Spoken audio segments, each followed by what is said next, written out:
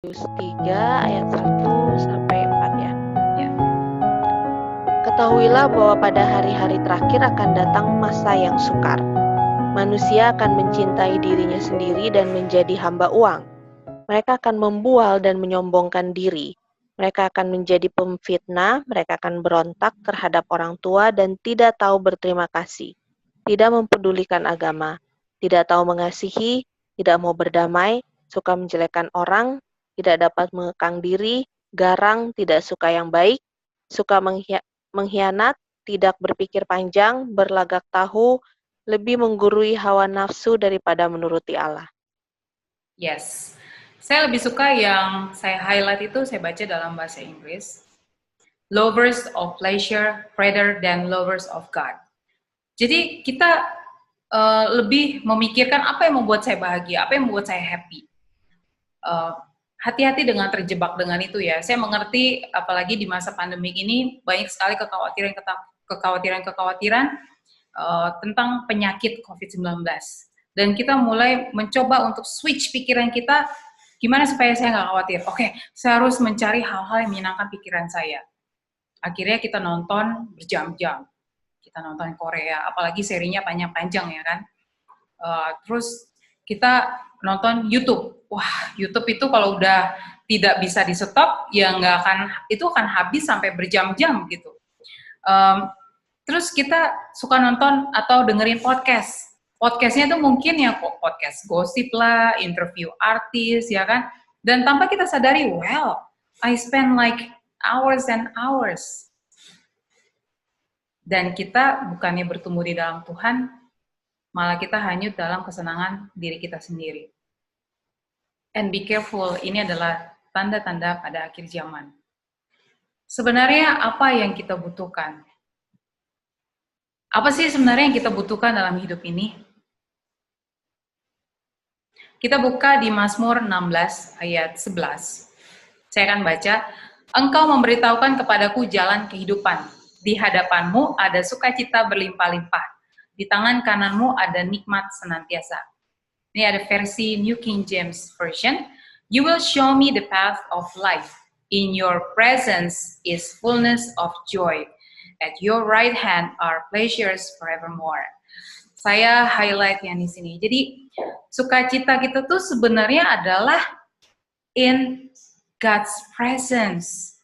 Kalau bahasa Indonesianya di hadapanmu tuh mungkin lebih enak kalau kita terjemahin yang bahasa Inggrisnya jadi lebih gampang gitu ya. In your presence. Ketika Tuhan hadir dalam kehidupan kita, actually we have the joy. Itu sebenarnya yang membuat kita tuh happy seharusnya.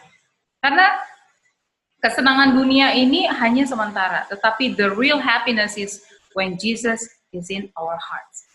Saya punya seorang teman yang dia memutuskan akhirnya untuk benar-benar total melayani Tuhan. Saya bilang, motivasi kamu apa mau melayani? Karena melayani Tuhan itu juga kamu harus memberikan waktu. Terus dia bilang, saya nggak tahu kenapa ya. Saya nggak ada joy dalam hati saya. Saya kok kayak ngerasa kosong gitu. Dan teman saya ini sangat-sangat berkecukupan. Ya dia apa aja yang dia mau sih gampang banget gitu loh. Tetapi dia mengaku di depan saya bahwa there's something missing in my heart. Aku nggak bisa ukur itu dengan apa yang aku punya, apa yang aku mau beli gitu. Tetapi ketika benar-benar aku cari Tuhan, aku kayak ngerasa bergairah dalam hidup ini. That means that the Holy Spirit ada dalam hatinya dia. Nah, jadi bagaimana kita bisa merasakan sukacita?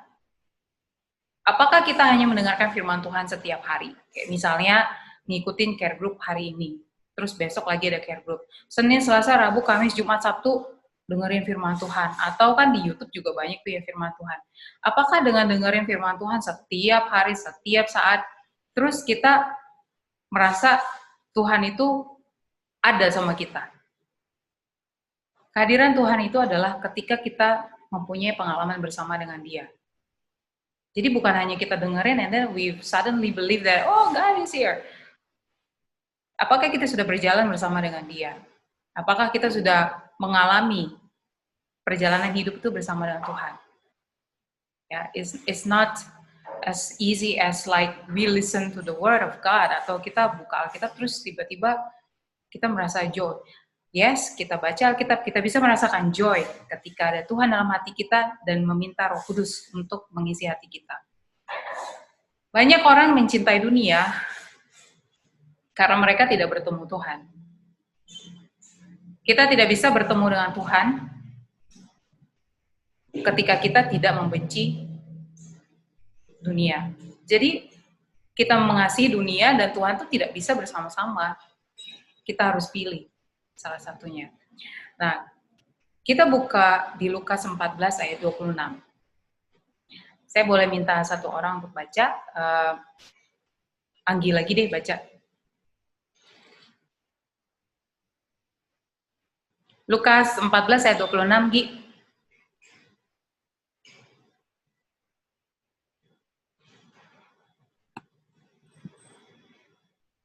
Oke, atau Debbie deh.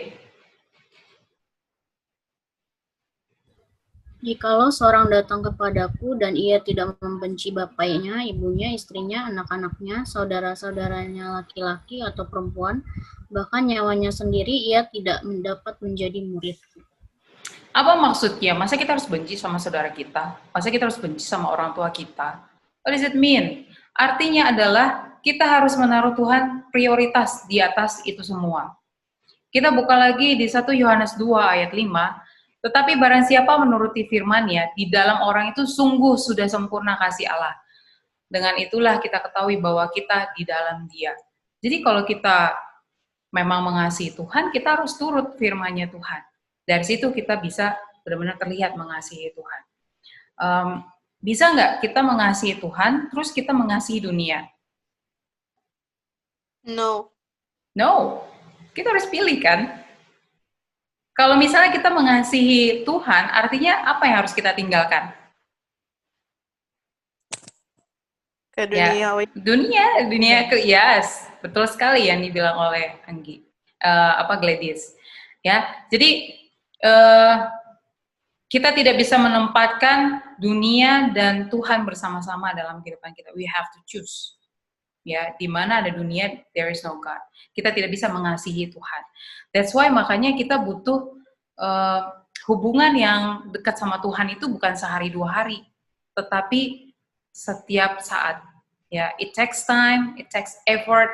Jadi itu perlu hubungan yang intens yang harus kita maintain setiap hari, setiap saat. Nah, Musa mempunyai fondasi yang kuat karena dia mempunyai ibu yang rohani yang mendidik dia dan mengenalkan dia tentang Tuhan. Nah, mungkin ada di antara kita yang bilang, oh, terus gimana? Saya nggak punya keluarga rohani. Coba kita baca di Roma 8 ayat 28. Gladys boleh baca?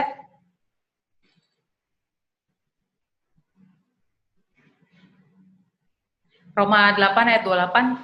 Oke, Roma 8 ayat 28.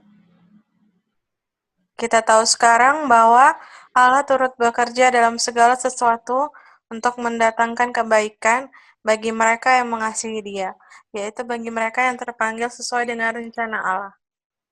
Yes. So actually nggak terlambat ya, segala sesuatu Tuhan izinkan terbaik terjadi untuk terbaik buat kita.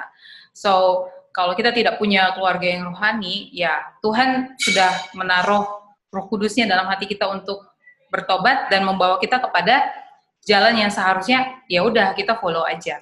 Sekarang bagaimana Musa dibesarkan? Kita membaca di Keluaran 2 ayat 10 sampai 12. Saya boleh minta Ivon bacain?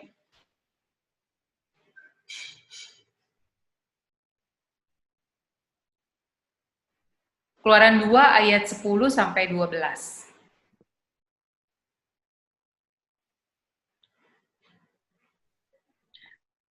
Ketika anak itu telah besar, dibawanyalah kepada putri Firaun, yang mengangkatnya menjadi anaknya dan menamainya Musa, sebab katanya, karena aku telah menariknya dari air.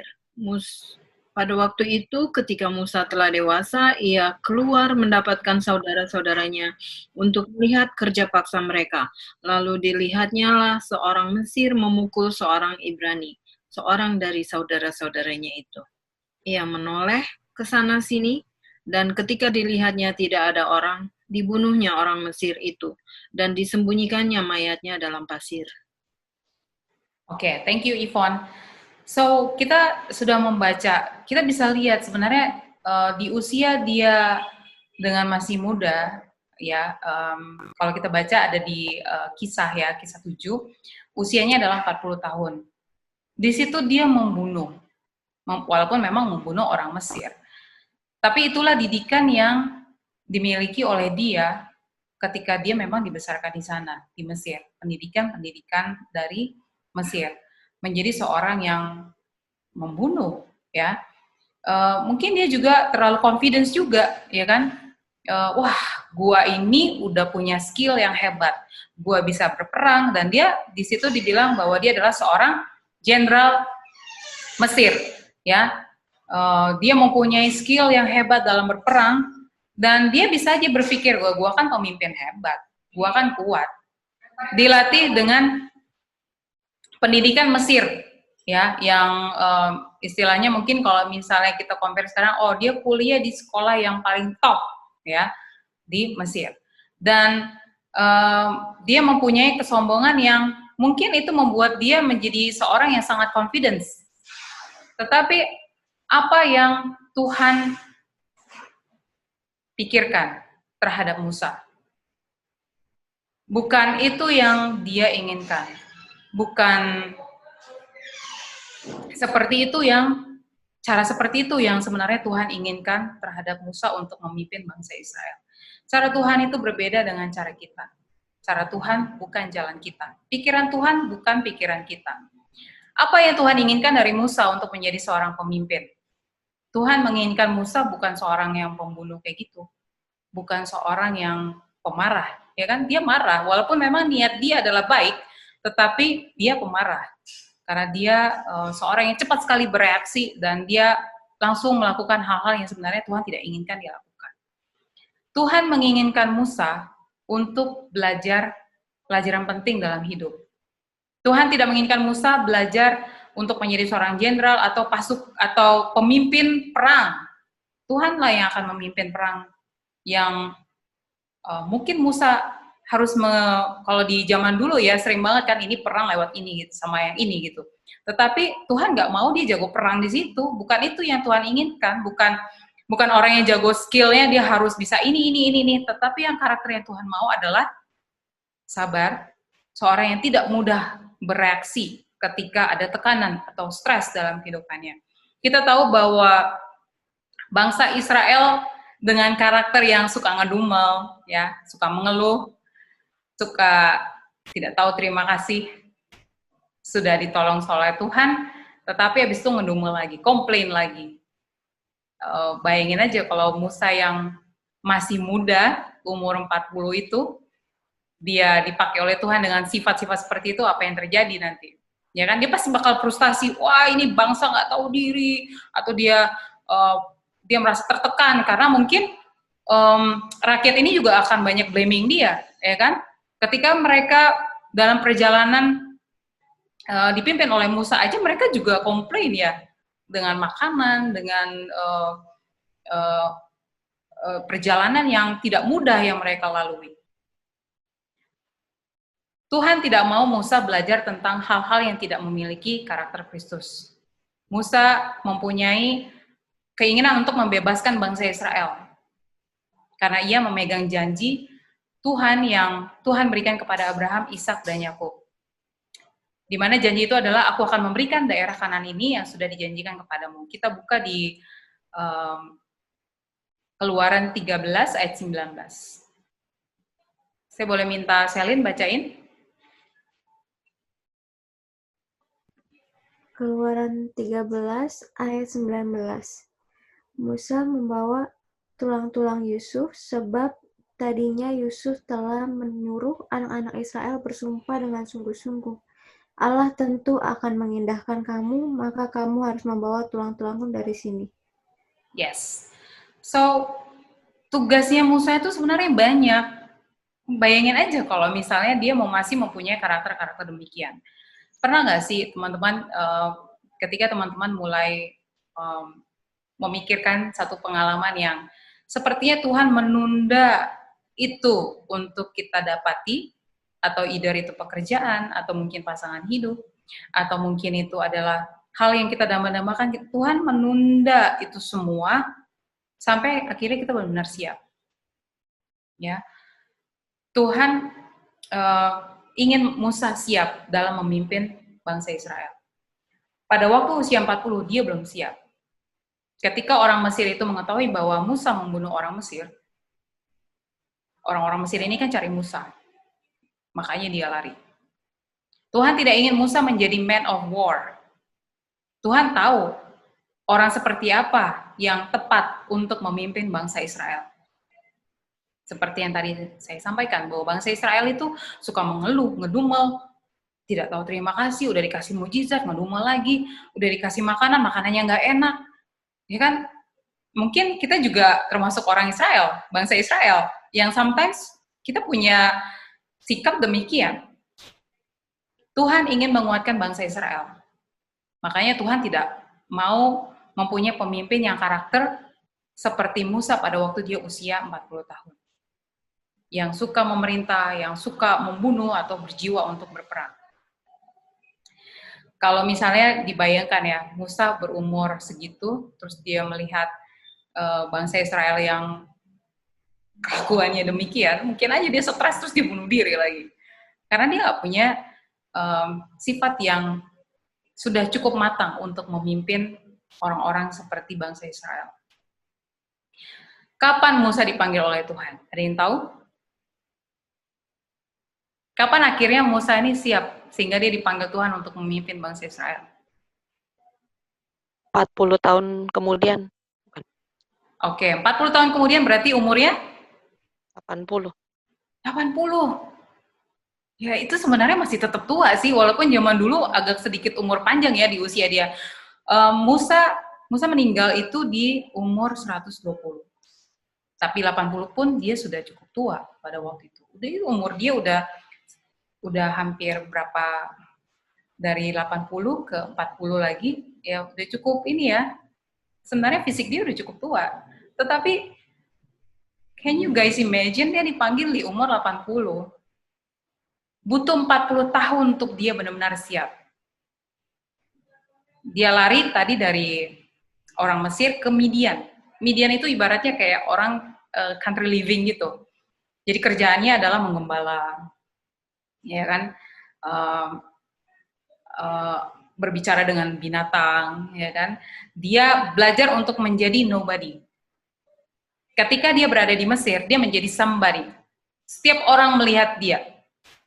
Kita nggak bisa lihat apa yang di depan. Banyak orang ingin menjadi leader supaya terkenal, supaya bisa dipermuliakan. Wah, leader A, kemudian silakan maju ke depan. Semua orang kayak memberi hormat.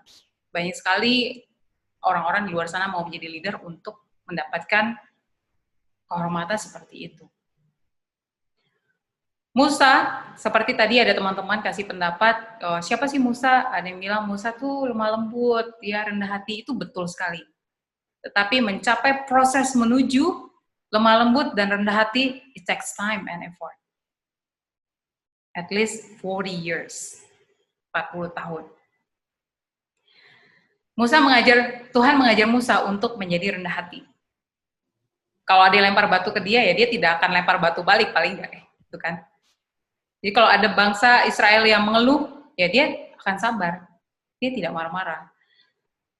Ya, sampai saya tertegun juga ketika membaca Musa bilang sama Tuhan bahwa jangan musnahkan bangsa Israel. Kalau enggak ya udah nggak usah nama gue deh disebut di buku kehidupan. Because his love is too big untuk bangsa yang suka ngedumel ini gitu. Apakah dia mudah mempunyai karakter demikian? No. It takes time and effort. Sehingga Musa benar-benar menjadi seorang yang karakter yang sangat luar biasa. Sabar, lemah lembut. So amazing. Kita baca di Keluaran 2:15, dijelaskan di situ bahwa Musa lari ke Midian, Dan kita lihat di Kisah 7 ayat 30, saya boleh minta Selin bacain Kisah 7 ayat 30. Apa yang Musa lakukan di Midian?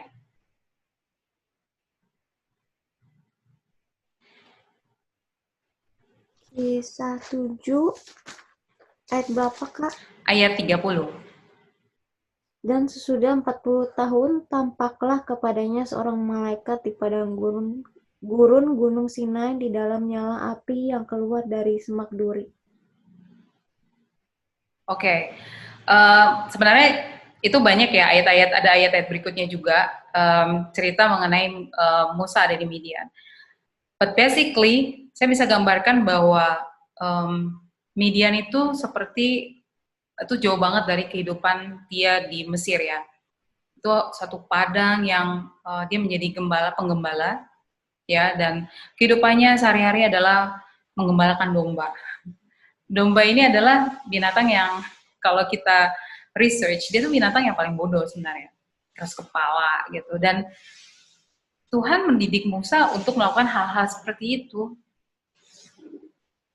Let us imagine, dia dari seorang jenderal, pemimpin pasukan di Mesir, negara yang kaya, dan dia tinggal di istana, dan dia harus turun segitu jauhnya menjadi seorang penggembala domba. Tuhan harus melepaskan apa yang dia punya, sehingga dia bisa belajar untuk rendah hati. Dia menjadi seorang yang bukan siapa-siapa. Tidak ada peringkat, no ranks ya. Siapa yang kenal dia? Siapa yang hormati dia? Enggak ada siapa-siapa. Dan dia harus hidup dalam seperti itu. Ini ada satu pengalaman sebenarnya tidak ada apa-apanya sih kalau dibandingin sama Musa, tapi saya jadi malu sendiri. Jadi saya kan bukan vegetarian ya, tetapi saya juga tidak makan daging setiap hari sih. But anyway, saya tetap ada masanya saya makan ayam atau saya makan daging lah, intinya gitu. Ketika saya waktu traveling ke Labuan Bajo, saya tinggal di Labuan Bajo itu kurang lebih sebulan. Saya explore kotanya di sana.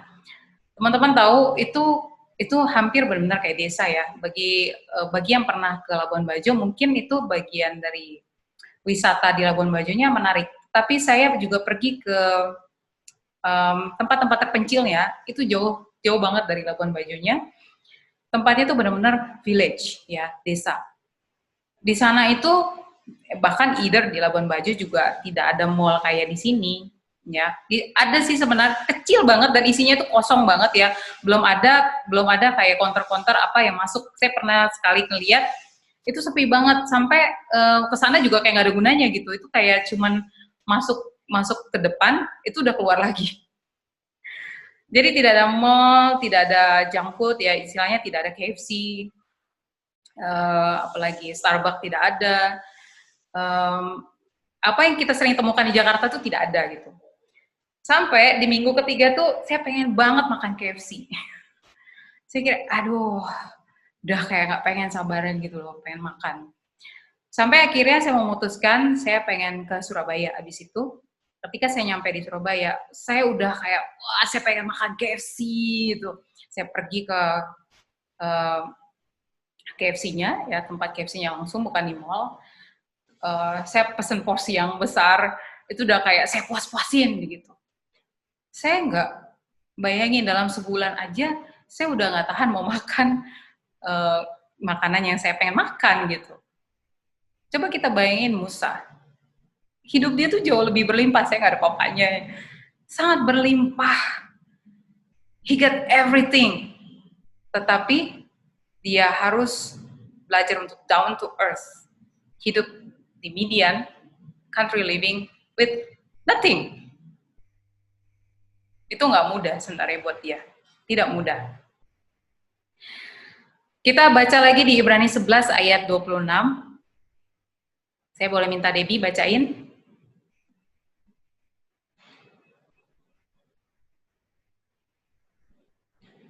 Ibrani 11 ayat 26.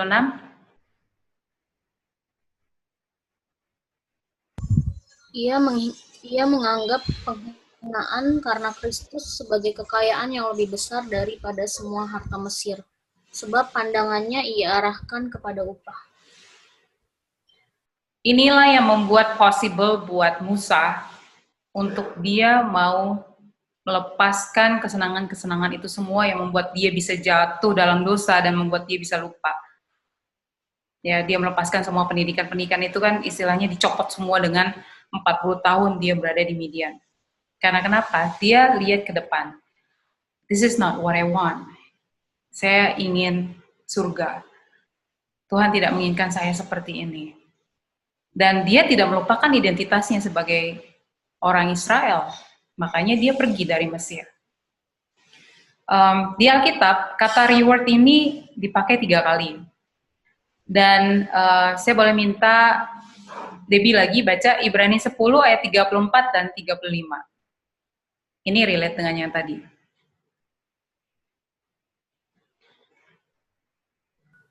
Memang kamu telah turut mengambil bagian dalam penderitaan orang-orang hukuman, dan ketika harta kamu dirampas, kamu menerima hal itu dengan sukacita, sebab kamu tahu bahwa kamu memiliki harta yang lebih baik dan yang lebih menetap sifatnya. Sebab itu janganlah kamu melepaskan kepercayaanmu, karena besar upah yang menanti. Yes, apa yang kita cari? Apakah surga atau harta yang ada di dunia? Apa yang dilihat oleh Musa adalah dia ingin heavenly reward. Dia ingin hal-hal yang berada di surga. Ya, so kalau kita lepas dari pandangan terhadap Tuhan, kita tidak akan menginginkan surga. So itulah iman yang dimiliki oleh Musa. Kita baca satu ayat lagi di Ibrani 11 ayat 1. Ini untuk menginginkan kita, apa sebenarnya arti iman itu? Karena dia percaya banget apa yang akan dia dapatkan, reward apa yang akan dia dapatkan kalau dia mengikut Tuhan, kalau dia melepaskan ini semua yang bisa membuat dia jatuh dalam dosa. Yaitu ketika dia memiliki iman untuk mendapatkan surga. Kita membuka Ibrani 11 ayat 1, saya boleh minta Debbie lagi bacain? Iman adalah dasar dari segala sesuatu yang kita harapkan dan bukti dari segala sesuatu yang tidak kita lihat. Oke, one more verse, Ibrani 11 ayat 13 sampai 16. Kita akan membuka pikiran kita tentang surga itu sendiri. Dalam iman mereka semua ini telah mati sebagai orang-orang yang tidak memperoleh apa yang dijanjikannya itu, tetapi yang hanya dari jauh melihatnya dan melambai-lambai kepadanya, dan yang mengakui bahwa mereka adalah orang asing dan pendatang di bumi ini. Sebab mereka yang berkata demikian menyatakan bahwa mereka dengan rindu mencari suatu tanah air. Dan kalau sekiranya dalam hal itu mereka ingat akan tanah asal yang telah mereka tinggalkan, maka mereka cukup mempunyai kesempatan untuk pulang ke situ. Tapi sekarang mereka merindukan tanah air yang lebih baik, yaitu suatu tanah air surgawi. Sebab Allah tidak malu disebut Allah mereka, karena Ia telah mempersiapkan sebuah kota bagi mereka. Teman-teman, apakah teman-teman merindukan tanah air surgawi? Apa mungkin cita-cita kita cuma bahagia aja di dunia ini, yang penting saya bisa keluar negeri, yang penting saya hidup nyaman, saya bisa makan enak. Bukan seperti itu yang diidam-idamkan oleh Musa. Walaupun Musa berada di Mesir, tetapi matanya tertuju kepada Kristus. Bahkan dia harus dilatih selama 40 tahun untuk benar-benar dipakai oleh Tuhan. Mungkin kita punya banyak masalah, apapun itu, tapi jadikanlah itu yang kedua. Kita harus pegang di ayat terakhir yang akan saya boleh minta Yvonne bacain, di Matius 6 ayat 33. Ini adalah janji yang kita pegang untuk mencapai surga.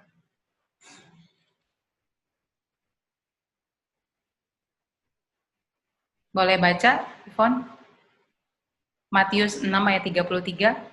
Tetapi carilah dahulu kerajaan Allah dan kebenarannya, maka semuanya itu akan ditambahkan kepadamu. Baik, terima kasih Yvonne. Terima kasih untuk teman-teman yang sudah membacakan ayat Alkitab kita pada hari ini. Saya berharap kita terberkati dengan kisah Musa Ini menjadi satu inspirasi juga buat saya untuk membawa pandangan saya untuk tertuju kepada Kristus, compare dibandingkan dengan apa yang saya miliki sekarang ini. Semoga kita bisa mulai dari saat ini, kita belajar untuk lebih mengidamkan tanah air surga daripada di dunia. Terima kasih, demikian sharing saya pada malam hari ini. Tuhan memberkati.